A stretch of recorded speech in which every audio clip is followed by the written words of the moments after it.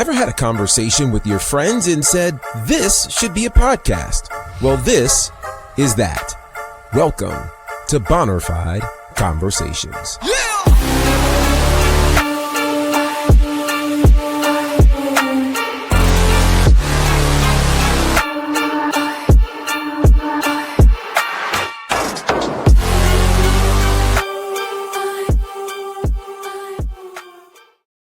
What's going on, good people, and welcome to another edition of Bonnerfide Conversations here on the Bonnerfide Podcast Network. Of course, my name's Gerard Bonner. I'm your host. I'm excited for us to have another conversation today where we talk life, liberty, the pursuit of happiness in no particular order, right? Shout out to all of you who are joining us from wherever you're joining us. If it is your first time rocking with the podcast, thank you so much. I don't take it for granted that you would hang out with us today. There are so many podcasts, so many voices, so many spaces with information that's designed to really try to empower you, entertain you, all the things. So the fact that you're taking the next 30 to 35 minutes to hang out with me, I don't take that for granted. So however you found out about us, thank you. If you've been rocking with us from the beginning, or you're somewhere in between there, thank you so much. I recognize that, thankfully, my life has had a number of cross sections in terms of people that I may know, whether it's from childhood or the music space, the wrestling space, the corporate space, wherever you have found connection, or the social space, however you've connected, thank you so much. And I really do hope that this has been helpful to you. Now, a little bit of transparency in terms of me taking you behind the velvet rope. I actually debated whether or not today's episode would be full on live on the socials, all the things. Obviously, it is not, but I am heavily contemplating that sooner than later. And so I would love to get your feedback in terms of what you'd like for me to discuss, what topics are of interest to you, where you'd like to hear my input on things. So yeah, hit me up at Bonnerfide across all of the social spaces and let me know, hey, what do you want me to talk about? Shout out Cody Rhodes, right? Let me know, and we can certainly get into that. While you're doing that, if you would be so kind to give us a follow on the socials at Bonnerfide, to also make sure that you are subscribed to this podcast wherever it is that you're listening to us. We are in a lot of outlets, which I'm so excited about. Shout out to my team who helps to make sure that we are in every place where you can check out a podcast. So we're there. Make sure you subscribe, that you leave a comment, that you rate what we're doing as well. It allows people like you to get content like this. And I appreciate those who know me, who are tuning in, but it's also for those who have never heard of me, who have never heard of what we talk about, that it would be of assistance and help to them. So for today's episode, I'm going to do something I don't normally do, at least to start. Normally I have another outlet that I use if I'm going to talk about anything sports related. Usually that's my wrestling podcast called The Faction Reloaded, which, by the way, you can check out live every Saturday at 6 p.m. Eastern, 5 p.m. Central, 3 p.m. West Coast or Pacific time.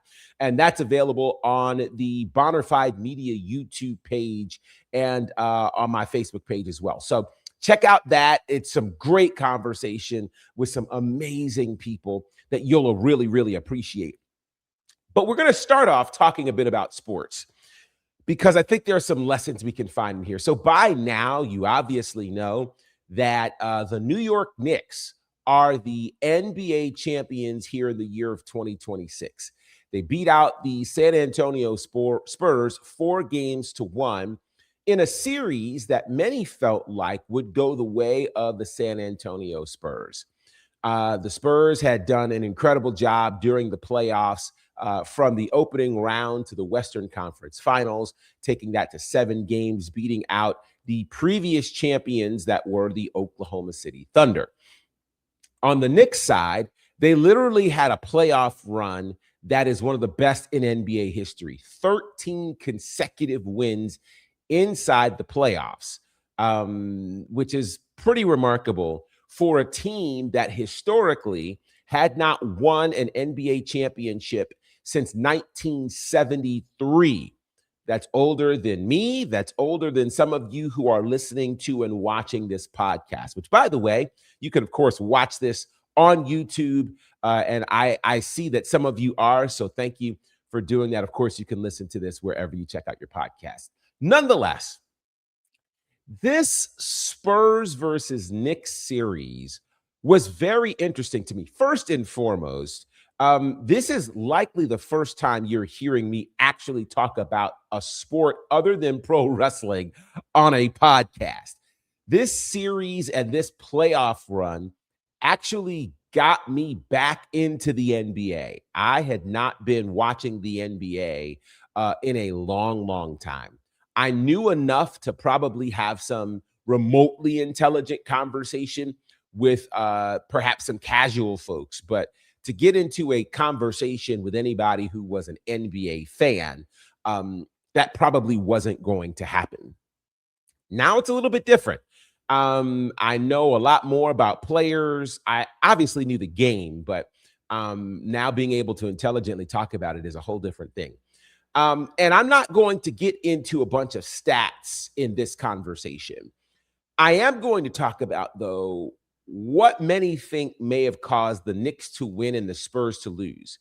Now, here's what's amazing to me about this. If you watched the NBA Finals, you will know that, and there's an interesting stat that's come out that said that the San Antonio Spurs led for 73% of the finals.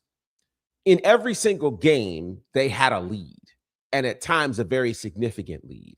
Sometimes a 10-point lead, a 15-point lead, or so many are talking about game 4, where they had a 29-point lead going into the fourth quarter and somehow, some way, lost that game. So what can we extract from this? Well, there's a couple of things. First and foremost, one could argue that the Spurs was the better team, but it's hard to argue that the Spurs is the better team when the Knicks figured out how to close. So the Knicks never gave up. The Knicks figured out, we got to close out every game. It's not enough to be leading in the game all throughout the game and get to the end of the game and lose. And already, here comes the fun lessons. You need to ask yourself, how well do you end a situation? Does every situation in your life become statistics about how at one point you were leading, but you couldn't close the deal? You know, if you've ever worked in the space of sales, relationships obviously are very important. But in the world of sales, what they ultimately care about is, did you close the deal? Or, did you have them? Did you, were they like Paul in the Bible talked about, or was it Paul? It might have been someone else. I don't think it was Paul. Someone. So it's in the New Testament. Don't beat me up. But they talked about how they were almost persuaded. I think it was King Agrippa, almost persuaded by Paul to be a Christian. In other words, you gave enough evidence to put me on the fence, to contemplate my thought process and perhaps sway me in your direction, but you weren't convincing enough. There wasn't enough evidence. You didn't know how to close the deal. How many times have you liked someone, but you did not know how to secure the relationship? And so you just kind of kept on liking them, but you didn't have the courage to ask them out. You didn't have the courage to engage in relationship. And then once you actually got the relationship, you did not have the tools or the resources or even the drive to actually continue the relationship. Yeah, even at the job, you interview for a job and you just felt like you got it, but you couldn't close it to convince them to actually give you the job. I think there are a lot of people who live their lives inside of certain statistics. The statistic being, man, I was on my way to becoming great. And then this happened. Man, I was on my way to doing this thing, and then something got in the way. Some people call it excuses. I want to call it your inability to close. And the Spurs were unable to close out. They should have won that series, arguably 4-1, not lose the series 4-1. But they did not know how to close. They knew how to start strong. They started every game with a lead. They knew how to keep that lead perhaps for 3 quarters. But something about when you round the bend and get toward the end, where people often have a hard time closing, finishing what they started. And I think a lot of us fall into that category where you had the courage to start something, but you didn't have the courage, the wherewithal, or the stamina to complete it. How many things have you started but never finished? I know we're starting to mess with you now. Um, you started a project. Yeah, for my recording artist. You said, I'm going to record a song and release it. And you started writing and you started recording, but you never released. Or you said, I'm going to put out a project. You did 1 or 2 songs, but you never turned it into a full project. How many times do we start something in our house? We're going to beautify the house. We're going to make it look pretty. We're going to build a thing. And you have a lot of unfinished projects lurking around your house. You know, you got inspired to lose weight and you bought the gym set, you bought the gym membership, you bought the, you paid for the personal trainer, you paid for the nutritionist. But then you didn't actually meal prep. Or if you meal prepped, you didn't actually eat the food. You didn't stick with what you started. It's an issue of commitment. And a lot of people have a phobia of commitment. It's why you'll choose to spend $2,000 on a phone instead of being willing to pay $35 a month for it because it comes with a 24-month commitment. God help me. I know what I'm talking about.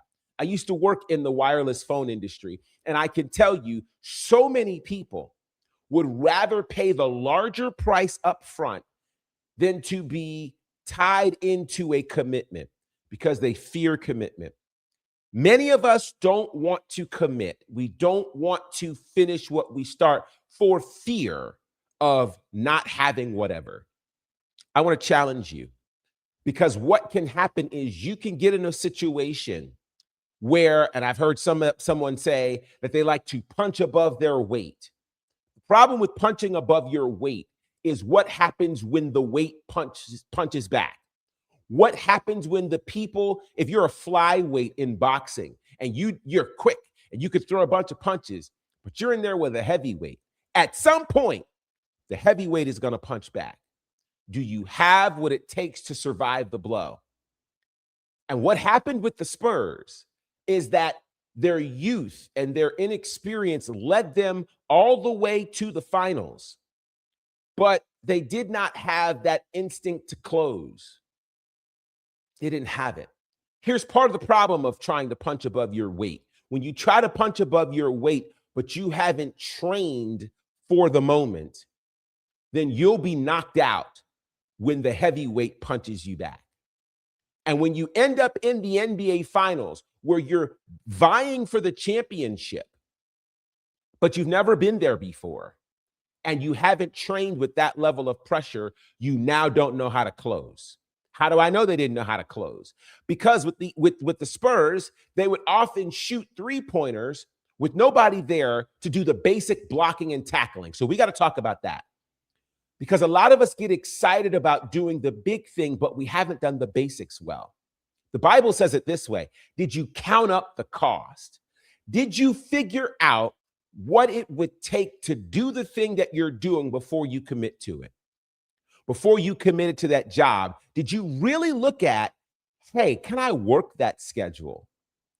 Hey, do I actually have the skills that the job is asking for? Or am I trying to create this job into something in my own image? How many people have been called? No, because Not everybody's been called. How many people have gone into ministry or gone into full-time entrepreneurship and didn't count up the cost? Did you actually save money before launching the idea? Did you look at how many people are already in that sphere? Did you even ask, am I supposed to do this? Or were you inside of a crisis that made you go, all right, I need to do XYZ in order to survive? There are people who have stepped into industries that they were never called to or created to be a part of because they thought it would be cool to do. And then when they got in, they didn't count up the cost and then they got overwhelmed. You've got to do the basics well first. So for the Spurs, basics are go get the rebound. Have someone under the basket who's going to vie for the rebound. I saw so often, and it didn't just happen at the finals. Okay, gather yourself, Gerard. The basics.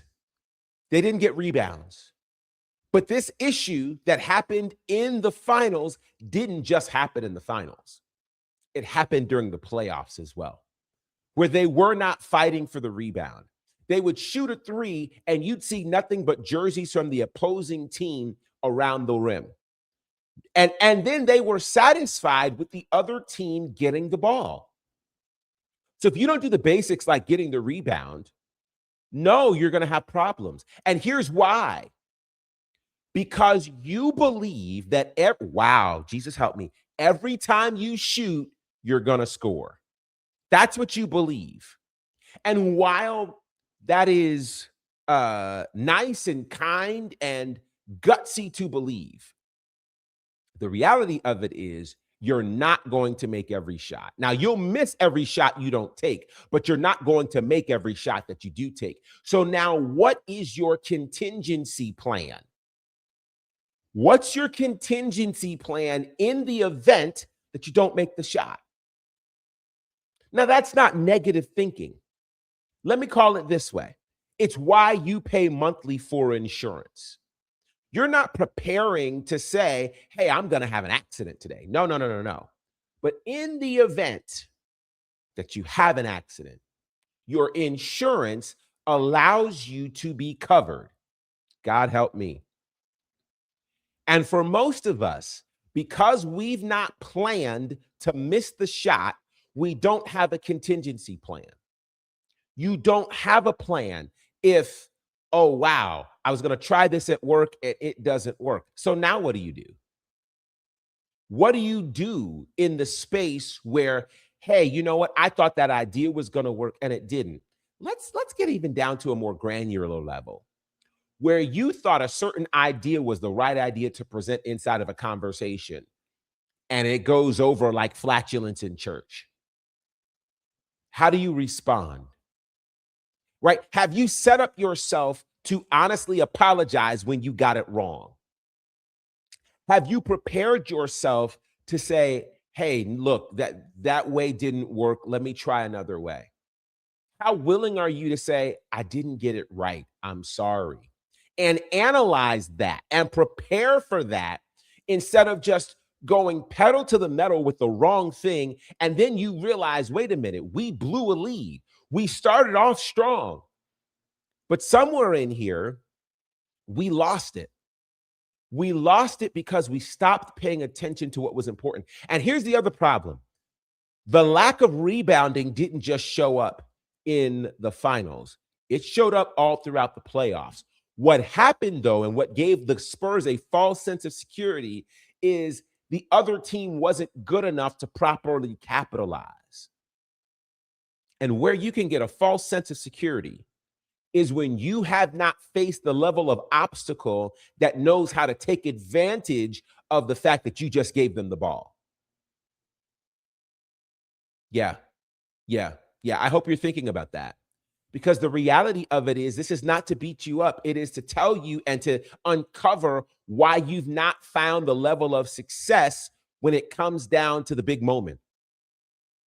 I'll never forget, I had an opportunity of a lifetime. I've had a couple of opportunities of a lifetime that I thought I was prepared for until I got to it. And I was leaning on smaller opportunities that I had experienced. But some things you just don't know until you get there. And as I stood inside of this massive opportunity a couple of years ago, um, man, I was so enamored. And I believed that when I got in there, I was going to crush it. I've been waiting all my life for this. And when I got in there, I got overwhelmed by the magnitude of it. It meant so much to me, but I did not have that drive. I didn't have that experience under that level of pressure. And then I ended up not being successful. Now, prayerfully, the opportunity will return, and I believe it will. But it's now been a couple of years since that opportunity. And I don't know when it'll come back, which leads to the other point that I was going to make about this series. If you'll notice, if you were watching any of the analysis that happened and the commentary, one of the things that was always said about the Spurs was, number one, this Spurs team is young. Victor Wembanyama, Wembanyama, who we call him Wemby all the time. Wemby, 22 years old. Stephon Castle, 22, 23. This team is such a young team. And they were told before they got there, first of all, it wasn't expected for them to get there. So them getting there kind of felt like a win for them. But then when they got there, they were told, well, hey, this team, they're going to be together for a long time. They're young, et cetera, et cetera.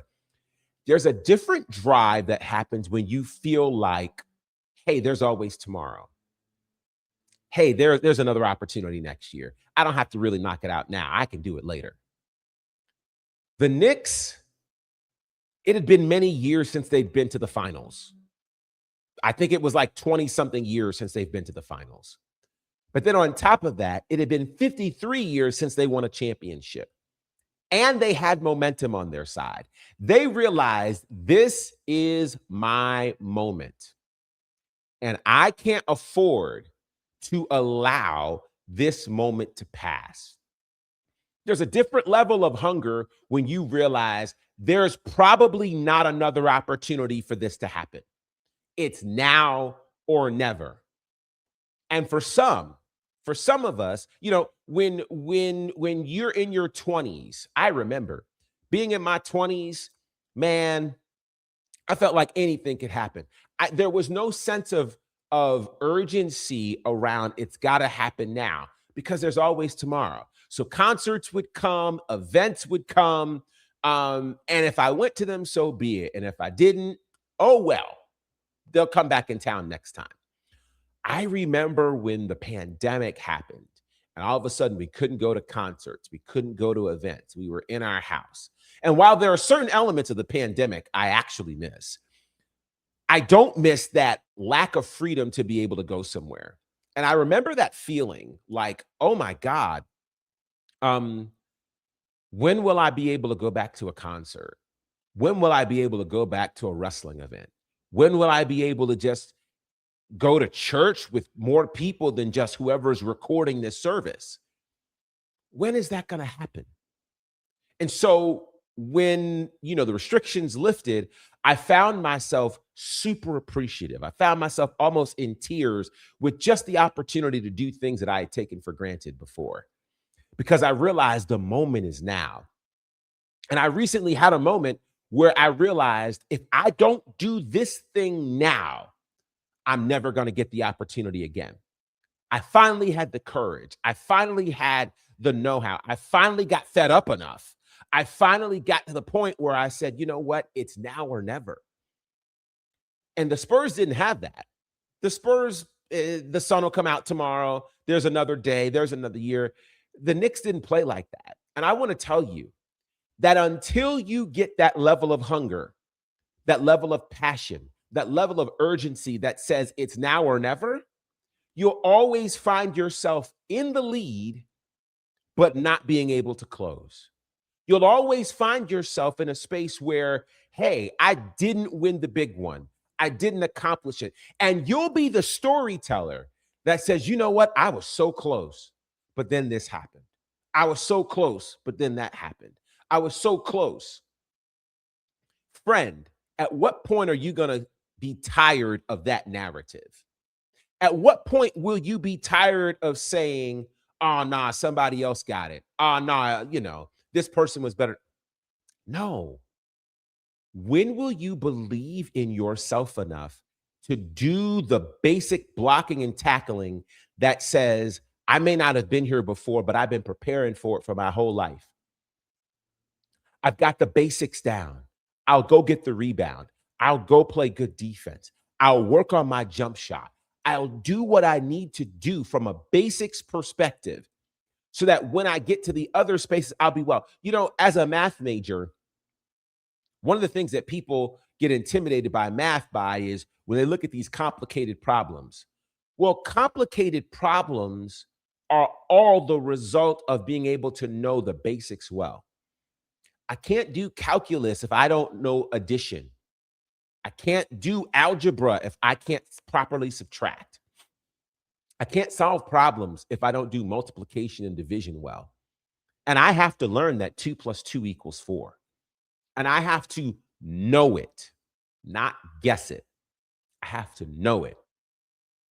Because those basic rules hold true. They hold true. And they become the foundation of your ability to solve more complex problems. Let me tell you something, my friend. Life is not going to just hand you opportunities. You have to take life by the horns and say, I am in control. All right, just give me a second here because I've been saying this all week, and this is probably one of the first times I'm going to say it publicly. We have to be careful what we believe because what we believe informs what we're actually going to do. There's a beautiful song that's got an amazing groove to it. And one of the lyrics of the song, which was originally written by James Cleveland, said, "Who will make all my decisions for me?" And the answer is Jesus will. And I want to tell you that that lyric is flawed. I know it's a popular song. I know it is. And I'm not messing with anybody's bread or anything like that. But I need you to understand that Jesus won't make all the decisions for you. There's some decisions you have to make. There are some decisions you've been empowered to make. Basic decisions like, am I going to get up and work out today? What am I going to eat today? What am I going to wear? What skill set am I going to develop that's going to make me better? Jesus is not going to make that decision for you. Am I going to go into work today? He's not making that decision for you. Am I going to leave that job that's not good for me? He's not going to make that decision for you. Should I join this particular church or should I wait for another? Should I leave this particular church or wait for another? That's a decision you've got to make. He will give you information to help you make an informed decision if you ask him. He will send people with wisdom and knowledge to assist. But you, my friend, have to make the decision. I'm going to tell you something. You can do all the studying in the world, and you should. You can do all the analysis, and you should. But at the end of all of that, you have to make a decision and stand on that decision. But also be willing enough from a contingency perspective to say, if this is not the right decision, let me make another decision. I've talked about that in previous episodes. You're one decision away from your life changing for the good. And I want to tell you that even if you've made a decision you don't necessarily agree with, you can make adjustments. The one game in the finals that the Spurs won was the game where they made the adjustments during the game, where they said, we have to play stronger defense. We need to actually be in the paint and get the rebound. Go back and watch that game, game 3. They won that game because they made the adjustments in game.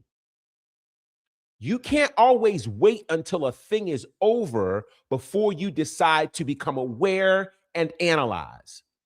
You got to do it inside of it if you want to salvage it. If you want to find yourself in the championship realm of life, You've got to be willing to say, all right, what adjustments do I need to make? What have I learned from previous opportunities? And what am I learning in dealing with this opportunity now? The Knicks were not the Oklahoma City Thunder. So you can't play them that way. And I'm going to tell you, the new opportunity you are in is not the old opportunity that you came out of. There are lessons you can extract from that. There are lessons you can extract from your previous relationship. There are lessons you can extract from your previous job or your previous church or your previous community.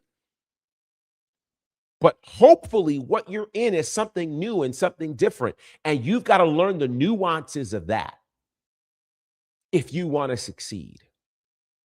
I'm going to tell you, I'm not willing to allow my life to be an episode of Groundhog Day, where we do the same thing over and over at the same time and we get poor results. Something's got to change. And I'm realizing something. I'm realizing that I have changed.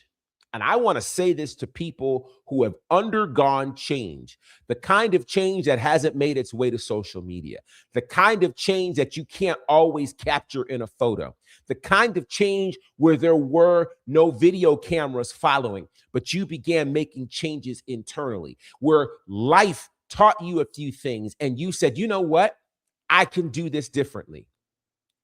When you have changed, you owe your past zero obligation to return to it.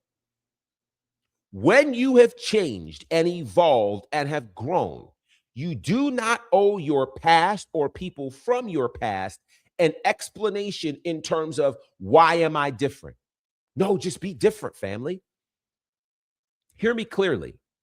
If you've lived your life believing that 2 + 2 is 5, you believe that the multiplication table said 2 + 2 is 5, you got a lot of wrong answers. Sorry, you did. But when you learned that 2 + 2 is actually 4 and 2 × 2 is actually 4, you owe no one an explanation, nor do you owe loyalty to the former belief that 2 + 2 = 5. What do I mean practically? There are people. Wow. If you were in class, just follow me. If you were in class and believed that 2 + 2 = 5, there's probably a strong possibility that you weren't in the advanced classes. They may have put you, in an average or even a remedial kind of class. But when you learn and you start applying, you evolve from that remedial class, which means now you have new classmates. Help me, Jesus. You have new classmates. You have a new surrounding. You have a new instructor. You are not obligated to go back to the people who you were in class with, who believed that 2 + 2 = 5, and then adopt that same thought process just so that you can connect with them. No. 2 + 2 is 4, and I'm going to build on that. And I'm going to allow my new level of knowledge to inform me and usher me into new spaces where now I can apply this new knowledge, which means you're going to have new experiences, which means you're going to have new people, which means your eyes are going to be open to the previous problems that you were unable to solve, that with this piece of knowledge you can now solve. Your eyes, Jesus, help me. Your eyes are being opened. They're being opened to the things that trapped you before and tricked you before that no longer trap and trick you. That's why you're able to see through the delusion. That's why you're able to see through the deception. That's why people who used to fit in your life don't fit in your life anymore. You aren't the problem necessarily. Your new level of knowledge, your new level of information, your new level of awareness is problematic to those who benefited from you believing that 2 + 2 = 5. Yes, there are people who have benefited from your lack of information and lack of knowledge. And truth be told, some of them wanted you to keep that because it made them feel better, Because it made them look better, because it shined less light on you and more light on them. Or better yet, it shined more light away from them and their proclivities and more light on your issues. I just want to help you. You are evolving. You are graduating. And you know something? As I close, let me say this. I've talked about the Spurs a whole lot, but let me give some love to the Knicks, because the Knicks did not allow, my God, help me get through this. The Knicks did not allow 53 years. The Knicks did not allow 52 years of failure to stop them from year 53. The Knicks did not allow a pattern of losing and a pattern of getting potentially to the big one and dropping the ball. They did not allow that pattern to enter their psyche this time. The organization said, we are going for it. The fans said, we are going for it, and we're not going to stop until we get it. That's how they were down by 29, and they were able to still fight back. They didn't give up. They believed that now was the time, and there's no better opportunity than right now. And I want to tell you, you are on the cusp of your entire life changing for the good. And there are people in situations that don't want you to acknowledge it, because when you do, you're going to surpass them. When you do, you're going to leave them in the dust, and they fear that they'll be forgotten. So they're trying to control. They're trying to hold on. They're trying to find any degree of relevance and any degree of information or influence to stop you from progressing. And I want to tell you, you've seen too much. You've realized 2 + 2 really is 4. You've realized, oh my God, 10 times 10 really is 100. And every way I cook it, it comes to the same thing. You've arrived at the same conclusion. You don't have to fool yourself anymore to keep other people comfortable. If you're going to do it, do it. If you're going to walk into the championship, walk in there and have the tenacity to keep on fighting until you accomplish the goal. The goal is freedom. The goal is wins. The goal is victory. The goal is a better life. And you have the opportunity to accomplish that. And if it means that there are some people who can't go on the journey, shake the dust off your feet, cry if you need to, but do not abort the mission because they don't want to go. Do not abort the mission because they were able to help you get to a certain part of it and they're not willing to go with you further. Do not abort the mission when you realize, oh my God, 2 + 2 really does equal 4 and not 5 like they've been telling me. Don't abort the mission. You go on, and as the saints of old would say, see what the end is going to be.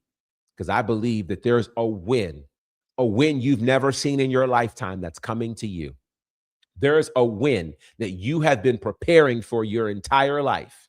And there are people around you who are now prepared to push you to the finish line. Don't miss out on that. Embrace it. Walk in it. Get those basic blocking and tackling elements together. Get those rebounds. Don't be so certain of yourself that you've not prepared for if your humanity shows up. I don't even have time to unpack that. But be ready, because some major things are about to happen for you. And you don't want to do what you've done so many years before, which is get to the championship round and then not have the confidence to complete it. You can do this, family. You can do it. All right, I got to get out of here. I'm way past my time, but I hope this has been helpful to you. If it has, please let me know on the socials. You can DM me, what have you. I'd love to hear from you. Please share this with your friends and loved ones, not just sports fans, but people who are trying to win in life. Share this with them as well. And listen, we're going to do this together, family. We're going to walk into new spaces and we're going to enjoy it as we continue engaging in these Bonnerfide Conversations. Ever had a conversation with your friends and said, this should be a podcast? Well, this is that. Welcome to Bonnerfide Conversations. Yeah!